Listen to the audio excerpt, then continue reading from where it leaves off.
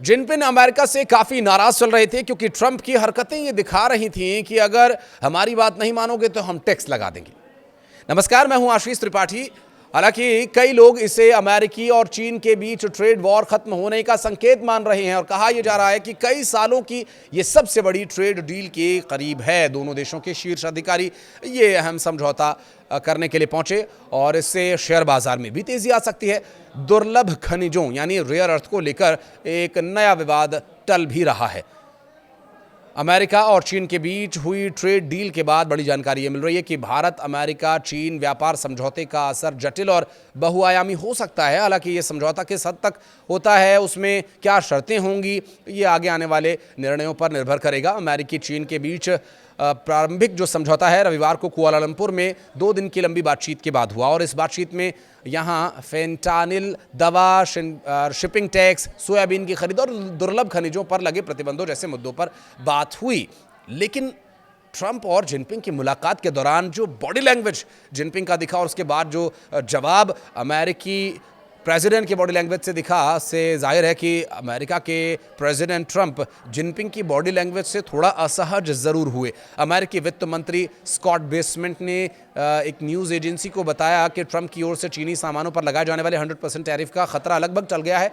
वहीं चीन एक बार फिर बड़ी मात्रा में सोयाबीन खरीदेगा। दुर्लभ खनिजों यानी रेयर अर्थ के निर्यात पर लगाए जाने वाले कड़े प्रतिबंधों को कम से कम 1 साल के लिए टाल देगा। अमेरिकी प्रेसिडेंट डोनाल्ड ट्रंप और चीन के राष्ट्रपति शी जिनपिंग की मुलाकात उम्मीद से ज्यादा देर तक चली। 1 घंटे 40 मिनट तक दोनों नेताओं के बीच मीटिंग हुई। दोनों हॉल से बाहर निकले और अपनी कार में बैठकर लौट गए। ट्रंप ने एयरफोर्स 1 में बयान देते हुए कहा कि वो इस मीटिंग को 10 में से 12 नंबर देंगे।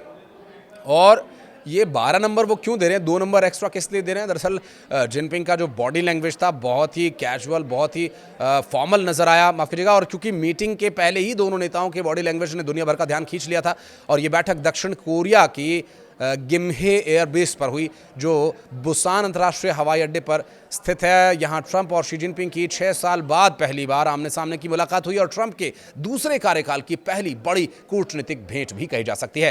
दरअसल बैठक से पहले का माहौल बेहद औपचारिक था। दोनों देशों के झंडों के बीच बिछे लाल कालीन पर ट्रंप खड़े थे। वहीं शी जिनपिंग बाद में पहुंचे और दोनों ने हाथ मिलाया, लेकिन इस मुस्कुराहट के पीछे तनाव और सधी हुई रणनीति दोनों साफ झलक रहे थे। तस्वीरें और वीडियोस के अलावा रिपोर्टर्स ने भी कहा कि ट्रंप जो पूरे एशियाई दौरे में अब तक सहज और आत्मविश्वासी नजर आ रहे थे, आज कुछ तनावग्रस्त और गंभीर दिखाई दिए।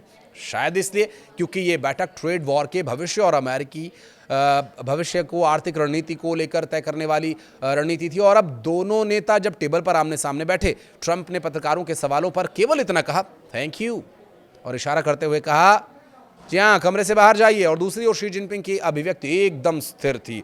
रिपोर्टर्स ने लिखा कि शी का चेहरा एक मुखौटे की तरह शांत लग रहा था। उन्होंने अपने हाव भाव नियंत्रित रखे हुए थे जो उनके राजनीतिक अनुभव और आत्मसंयम का संकेत दे रहे थे।